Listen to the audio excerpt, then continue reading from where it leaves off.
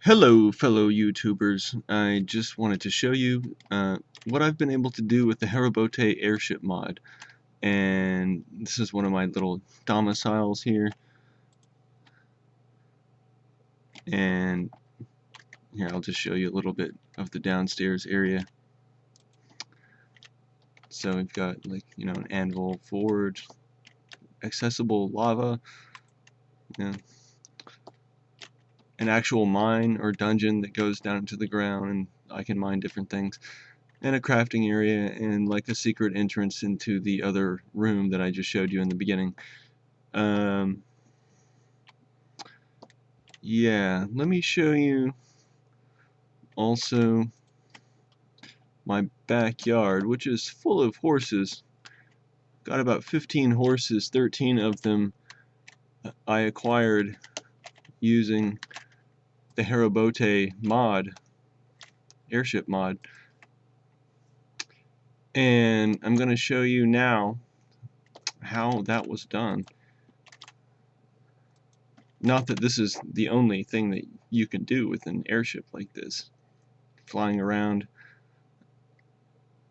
and abducting horses. You can fly around and do anything, find different mines and dungeons, different places. Okay, so this is my airship here. Looks pretty ugly and blocky from the outside, but I'm just going to show you how functional it really is right now. So we're going to travel up the boarding ramp here, and this is the main entrance. So we've got some furnaces here and a little mini stables with some horses ready to go into whatever combat situation or anything that could come along. This is a common area. We've got a chest full of all sorts of goodies. The captain's quarters here, very small. Oh, complete with a chicken. I think I must have left the door open and a chicken wandered in here. And the captain, as you can see, has all sorts of wonderfulness at his disposal. This is the bridge, and I'll get back to this a little bit later. This is the place where you control the ship, especially using this device, the Pixis block, which you will need to craft after you've installed the Haribote Airship mod. I've got a couple of chests here waiting to be filled with important goodies. A lot of glowstone to make it look kind of high tech, and some seats here for other crew members. It's just for show, though, obviously. So let's go down to the next lower deck.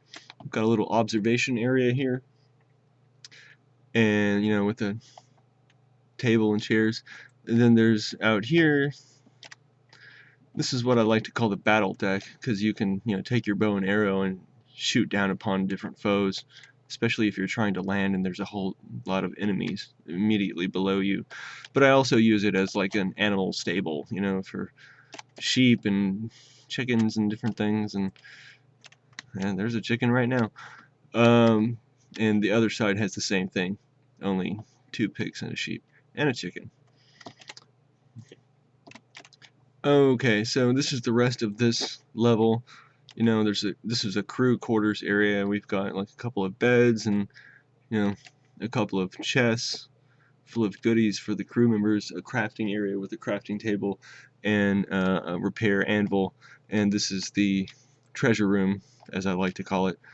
We've got a cow here. I'm gonna have to tell you a story about this cow here in just a second, but yeah, there's all sorts of nice things here. Some of them from the nether. But okay, so this cow, yeah, I guess I must have crash landed the ship at one point in time. I was way far to the north in this world, and when I landed, some blocks off of the back end of the ship where the ramp is at broke off, and I noticed later that this cow had been like teleported into this my treasure room, and I guess I must have landed on top of him or something, or her, because I can milk her, and so yeah. Anyway, it's here now, and I'm keeping it. This is the lowest deck of the ship. This is another crew area. We've got like a little observation area here, and you know, some trunks filled with more goodies, and basically that's about it.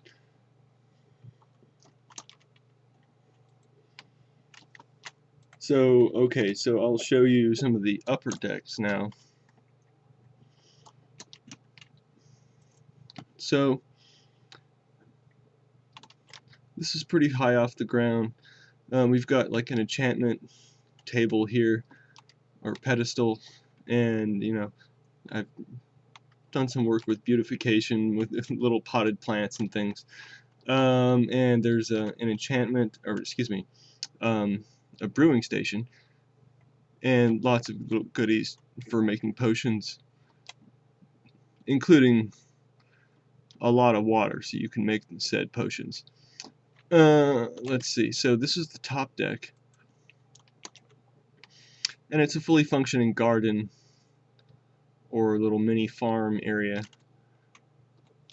And you know, this is part of what makes this so sustainable, because wherever you go, there you are. You know, you've got your home there with you, everything you could ever possibly need, including food. And so you never need to really go back home unless you really want to, or there's some compelling reason. Like, you know, I like to go back home here to just dive into the dungeon that I've got beneath my house sometimes and try to extract some more gold or iron, especially diamonds, of course. Oh, yeah, oh, I forgot to show you. Yeah, you can actually walk out onto the actual bridge area on the top portion of it and look around. Oh yeah, look at these.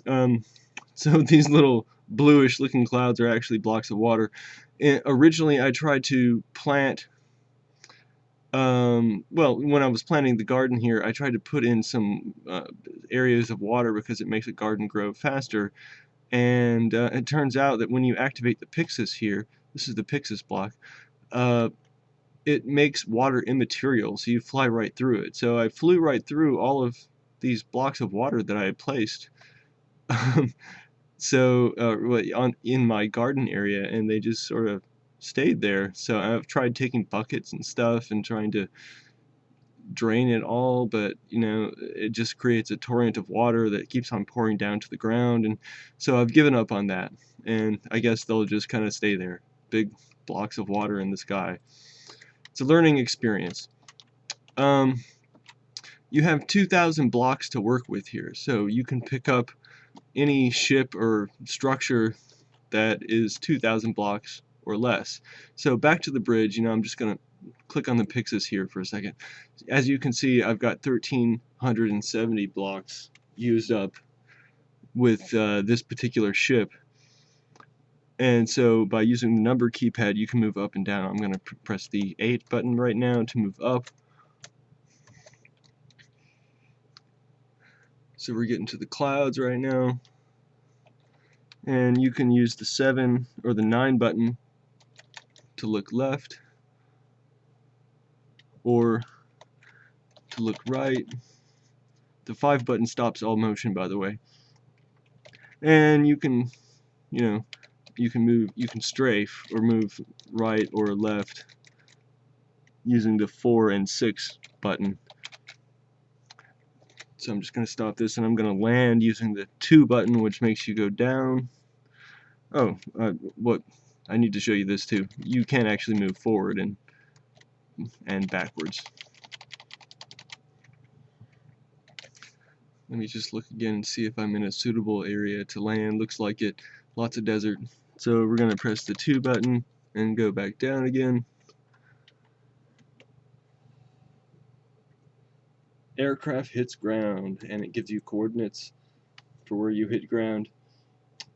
So as you can see, you can fly around and ooh, a chicken died. Oh well. Yeah, there's issues with that. Like when you land, like my horses are always like stuck in the ground and stuff, and you know, they're trying to escape. When I come back to them after leaving the ship, they're fine, but there's glitches in this game. Oh yeah, like for instance, before I get out and start losing my train of thought. Let's see here.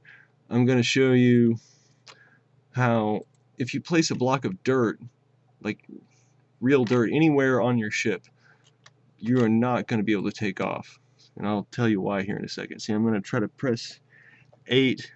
It tries to move up, and it says, you know, the aircraft hits ground at, and it gives you coordinates. Well, the reason why is because the Haribote Aircraft mod, basically the Pixis here that activates your entire ship, it interacts with different materials in different ways. So you can only land this ship on something like sand, like here, or dirt, or grassy dirt, or something like that. Otherwise, it will try to pick up other materials. Like if you land on some stone, like cobblestone, when you raise the ship up, it'll try to pick up all of that material, and chances are it's going to be a lot more than 2,000 blocks. I've landed on trees before. Trees are not good. If you land on a tree, the ship will attach itself to the tree, and you'll have to cut it loose, basically, or else fly around with the tree attached to your ship if you have that many blocks available. Otherwise, you'll just be stuck in the air. So, yeah, you have to be really careful with this game. And like if you're growing melons, and you know, I think pumpkins too, you can't have a melon or a pumpkin aboard your ship, or else it functions kind of like dirt. You know, like the ship can't go through dirt. It can't, you know, if you, like I said, if you put a little block of dirt here, it's not going to be able to lift off. Melons are the same way. I think pumpkins too. So, yeah, I think that's about it. Oh boy, we've got zombies and stuff out here, like usual. So, what I tried to do here is keep to a really thin form factor, because you want to be. I built up, basically, as you can see. I built up instead of out, and that's a good thing, because you want to have a small footprint for your ship, so you can land in as many different places as possible. Here, I'll show you a little picture of what it looks like from the front. So, you know, I can land the ship in a lot of different places, and that's a good thing. If you build out, you run the risk of, you know, landing your ship accidentally on like a tree, or, you know, a building or something like that, and your ship will try to attach to it. It's supposed to be a feature, but it's really kind of not such a good thing. Wow, I kind of zombie. They gave me a iron ingot. Wow, that's never happened before. So yeah, if you guys like this, like it on YouTube. Any questions or comments, just leave it in the question or comment section. Use your 2,000 blocks wisely.